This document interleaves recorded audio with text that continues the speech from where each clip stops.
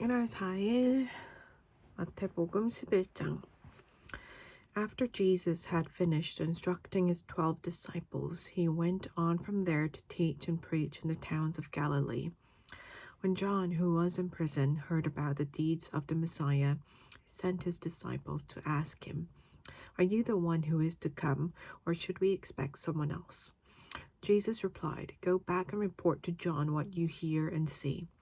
The blind receive sight, the lame walk, those who have leprosy are cleansed, the deaf hear, the dead are raised, and the good news is proclaimed to the poor.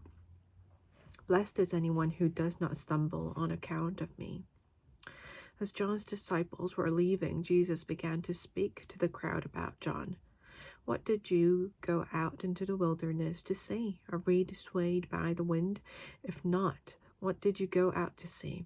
A man dressed in fine clothes? No, those who wear fine clothes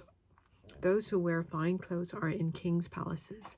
Then what did you go out to see? A prophet? Yes, I tell you, and more than a prophet. This is the one about whom it is written, 'I will send my messenger ahead of you, who will prepare your way before you.' Truly I tell you, among those born of women, there has not risen anyone greater than John the Baptist. Yet whoever is least in the kingdom of heaven is greater than he. From the days of John the Baptist until now, the kingdom of heaven has been subjected to violence, and violent people have been raiding it. For all the prophets and the law prophesied until John. And if you are willing to accept it, he is the Elijah who was to come. Whoever has ears, let them hear. To what can I compare this generation? They are like children sitting in the marketplaces and calling out to others, 'We played the pipe for you, and you did not dance. We sang a dirge, and you did not mourn.' For John came neither eating nor drinking, and they say, 'He has a demon.' The Son of Man came eating and drinking, and they say, 'Here is a glutton and drunkard, a friend of tax collectors and sinners.' But wisdom is proved right by her deeds." Then Jesus began to denounce the towns in which most of his miracles had been performed, because they did not repent. "Woe to you, Chorazin! Woe to you, Bethsaida! For if the miracles that were performed in you had been performed in Tyre and Sidon, they would have repented long ago in sackcloth and ashes. But I tell you, it will be more bearable for Tyre and Sidon on the day of judgment than for you. And you, Capernaum, will be lifted to the heavens. No, you will go down to Hades. For if the miracles that were performed in you had been performed in Sodom, it would have remained to this day. But I tell you that it will be more bearable for Sodom on the day of judgment than for you." At that time Jesus said, "I praise you, Father, Lord of heaven and earth, because you have hidden these things from the wise and learned and revealed them to little children. Yes, Father, for this is what you were pleased to do. All things have been committed to me by my Father. No one knows the Son except the Father, and no one knows the Father except the Son, and those to whom the Son chooses to reveal him. Come to me, all you who are weary and burdened, and I will give you rest. Take my yoke upon you and learn from me, for I am gentle and humble in heart, and you will find rest for your souls. For my yoke is easy and my burden is light." Chapter 12. At that time, Jesus went through the grain fields on the Sabbath. His disciples were hungry and began to pick some heads of grain and eat them. When the Pharisees saw this, they said to him, "Look, your disciples are doing what is unlawful on the Sabbath." He answered, "Haven't you read what David did when he and his companions were hungry? He entered the house of God, and he and his companions ate the consecrated bread, which was not lawful for them to do, but only for the priests. Or haven't you read in the law that the priests on Sabbath duty in the temple desecrate the Sabbath and yet are innocent. I tell you that something greater than the temple is here. If you had known what these words mean, I desire mercy, not sacrifice, you would not have condemned the innocent. For the Son of Man is Lord of the Sabbath. Going on from that place, he went into their synagogue, and a man with a shriveled hand was there. Looking for a reason to bring charges against Jesus, they asked him, "Is it lawful to heal on the Sabbath?" He said to them, If any of you has a sheep and it falls into a pit on the Sabbath, will you not take hold of it and lift it out? How much more valuable is a person than a sheep? Therefore it is lawful to do good on the Sabbath. And he said to the man, Stretch out your hand. So he stretched out, and it was completely restored, just as sound as the other. But the Pharisees went out and plotted how they might kill Jesus. Aware of this, Jesus withdrew from that place. A large crowd followed him, and he healed all who were ill. He warned them not to tell others about him. This was to fulfill what was spoken through the prophet Isaiah. Here is my servant whom I have chosen, the one I love, in whom I delight. I will put my spirit on him, and he will proclaim justice to the nations. He will not quarrel or cry out. No one will hear his voice in the streets. A bruised reed he will not break, and a smoldering wick he will not snuff out, till he has brought justice through victory. In his name the nations will put their hope. Then they brought him a demon-possessed man who was blind and mute, and Jesus healed him so that he could both talk and see. All the people were astonished and said, Could this be the son of David? But when the Pharisees heard this, they said, It is only by Beelzebul, the prince of demons, that this fellow drives out demons. Jesus knew their thoughts and said to them, Every kingdom divided against itself will be ruined, and every city or household divided against itself will not stand. If Satan drives out Satan, he is divided against himself. How then can his kingdom stand? And if I drive out demons by Beelzebul, by whom do your people drive them out? So then they will be your judges. But if it is by the Spirit of God that I drive out demons, then the kingdom of God has come upon you. Or again, how can anyone enter a strong man's house and carry off his possessions unless he first ties up the strong man? Then he can plunder his house. Whoever is not with me is against me, and whoever does not gather with me scatters. And so I tell you, every kind of sin and slander can be forgiven, but blasphemy against the Spirit will not be forgiven. Anyone who speaks a word against the Son of Man will be forgiven, but anyone who speaks against the Holy Spirit will not be forgiven, either in this age or in the age to come. Make a tree good, and its fruit will be good, or make a tree bad, and its fruit will be bad, for a tree is recognized by its fruit. You brood of vipers, how can you who are evil say anything good? For the mouth speaks what the heart is full of. A good man brings good things out of the good stored up in him, and an evil man brings evil things out of the evil stored up in him. But I tell you that everyone will have to give account on the day of judgment for every empty word they have spoken. For by your words you will be acquitted, and by your words you will be condemned. Then some of the Pharisees and teachers of the law said to him, Teacher, we want to see a sign from you. He answered, A wicked and adulterous generation asks for a sign, but none will be given it, except the sign of the prophet Jonah. For as Jonah was 3 days and 3 nights in the belly of a huge fish, so the Son of Man will be 3 days and 3 nights in the heart of the earth.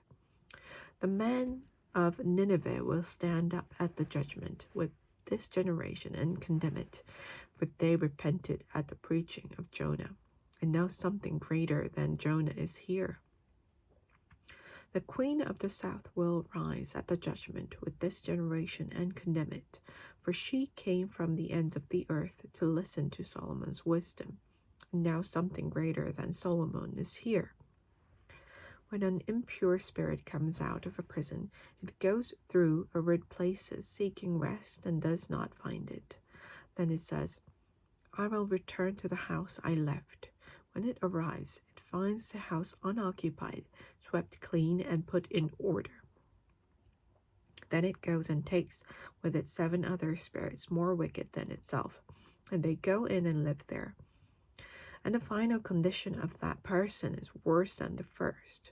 That is how it will be with this wicked generation. While Jesus was still talking to the crowd, his mother and brothers stood outside, wanting to speak to him.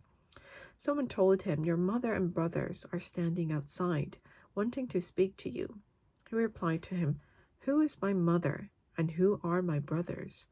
Pointing to his disciples, he said, Here are my mother and my brothers.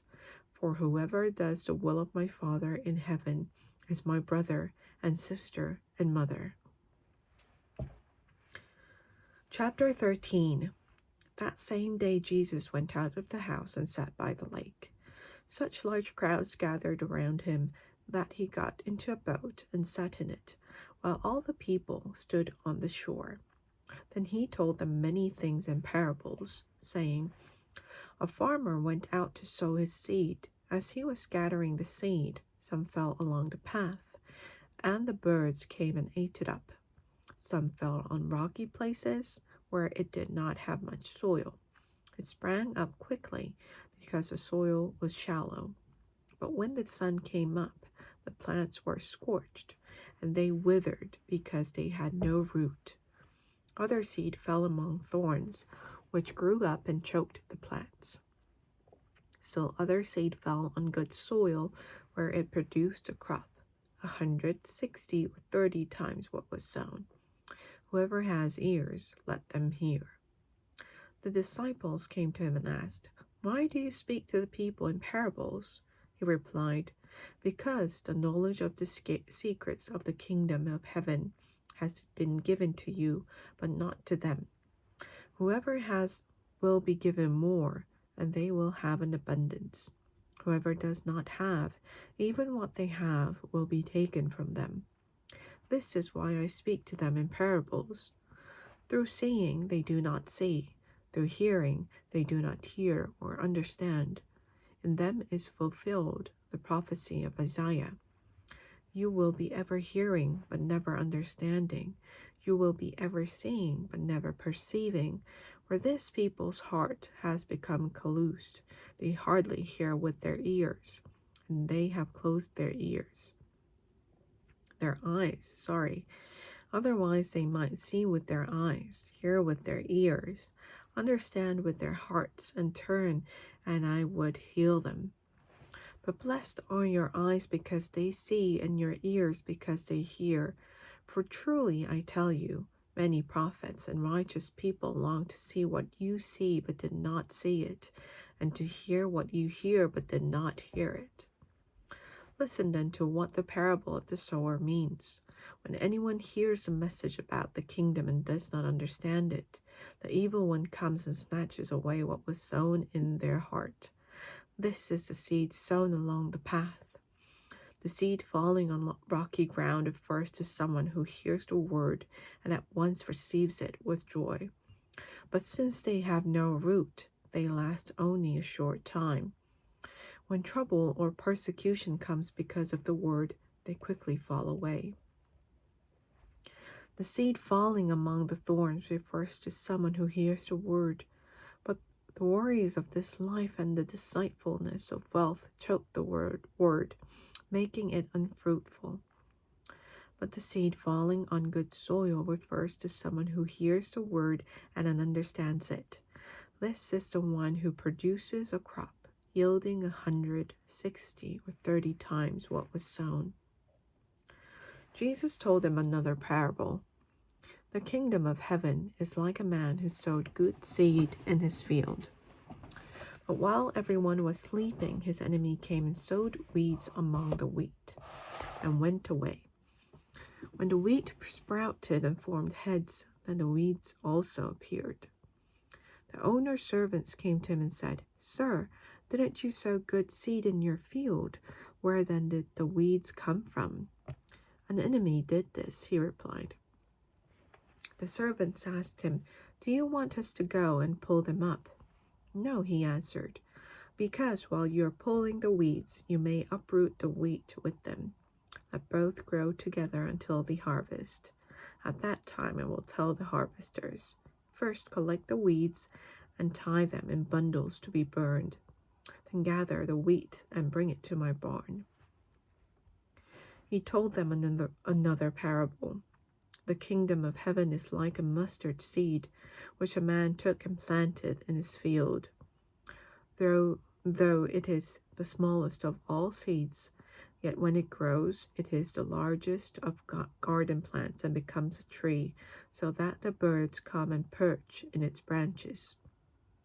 He told them still another parable. The kingdom of heaven is like yeast that a woman took and mixed into about 60 pounds of flour until it worked all through the dough. Jesus spoke all these things to the crowd in parables. He did not say anything to them without using a parable. So was fulfilled what was spoken through the prophet. "I will open my mouth in parables. I will utter things hidden since the creation of the world." Then he left the crowd and went into the house. His disciples came to him and said, "Explain to us the parable of the weeds in the field." He answered, "The one who sowed the good seed is the Son of Man. The field is the world, and the good seed stands for the people of the kingdom. The weeds are the people of the evil one, and the enemy who sows them is the devil. The harvest is the end of the age, and the harvesters are angels. As the weeds are pulled up and burned in the fire, so it will be at the end of the age. The Son of Man will send out his angels, and they will weed out of his kingdom everything that causes sin and all who do evil. They will throw them into the blazing furnace, where there will be weeping and gnashing of teeth. Then the righteous will shine like the sun in the kingdom of their Father. Whoever has ears, let them hear. The kingdom of heaven is like treasure hidden in a field. When a man found it, he hid it again, and then in his joy went and sold all he had and bought that field. Again, the kingdom of heaven is like a merchant looking for fine pearls. When he found one of great value, he went away and sold everything he had and bought it. Once again, the kingdom of heaven is like a net that was let down into the lake and caught all kinds of fish. When it was full, the fishermen pulled it up on the shore, and they sat down and collected the good fish in baskets, but threw the bad away. This is how it will be at the end of the age. The angels will come and separate the wicked from the righteous and throw them into the blazing furnace, where there will be weeping and gnashing of teeth. "Have you understood all these things?" Jesus asked. "Yes," they replied. He said to them, "Therefore, every teacher of the law who has become a disciple in the kingdom of heaven is like the owner of a house who brings out of his storeroom new treasures as well as old." When Jesus had finished these parables, he moved on from there. Coming to his hometown, he began teaching the people in their synagogue, and they were amazed. "Where did this man get this wisdom and these miraculous powers?" they asked. "Isn't this the carpenter's son? Isn't his mother's name Mary? And aren't his brothers James, Joseph, Simon, and Judas? Aren't all his sisters with us? Where then did this man get all these things?" and they took offense at him. But Jesus said to them, "A prophet is not without honor, except in his own town and in his own home." And he did not do many miracles there because of their lack of faith. 1월 4일 성경 통독 완료.